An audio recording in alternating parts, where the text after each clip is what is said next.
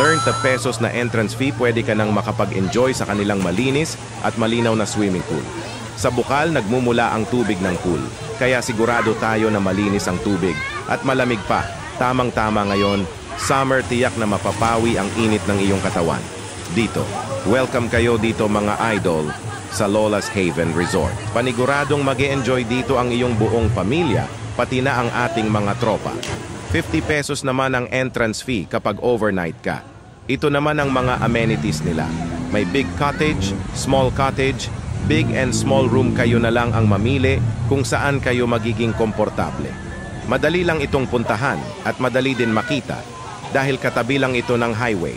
Or gumamit kayo ng Google Map at i-type mo ang .sitio Pinlac, Bargy, Magsaysay, Infanta, Quezon, ay dito na yan mismo nakapin sa Lola's Haven Resort.